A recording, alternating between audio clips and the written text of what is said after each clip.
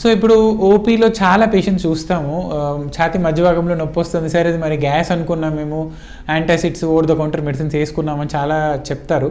So ఈ differentiation is not very easy for a common person. So గుండె నొప్పి అనేది యూజువల్లీ మధ్య భాగంలో వస్తుంది, గొంతుకి రేడియేట్ అవుతుంది, ఎడమవైపు కానీ కుడివైపు కానీ రేడియేట్ అవుతుంది.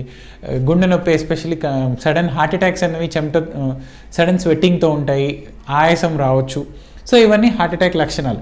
అదే గ్యాస్ అయితే కొంచెం కింద పొట్ట భాగంలో సిమ్టమ్స్ ఉంటాయి, పొట్ట భాగంలో నొప్పి ఉంటుంది, నాసియా అంటారు, వామిటింగ్ వచ్చినప్పుడు ఈ వాంతికి వచ్చే సిమ్టమ్ని నాసియా అంటాం. సో ఇలా ఉంటుంది, అండ్ తేన్పులు వస్తాయి, అండ్ తినగానే మంటగా ఉంటుంది. సో ఇవన్నీ గ్యాస్ యొక్క లక్షణాలు.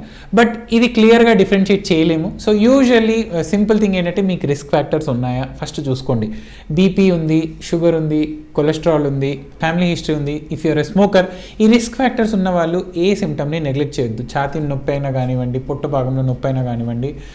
మనము హార్ట్ అటాక్ నొప్పిని గ్యాస్ అనుకొని ఇంట్లోనే ట్రీట్మెంట్ తీసుకుంటే దట్ ఈస్ లైఫ్ రిస్క్.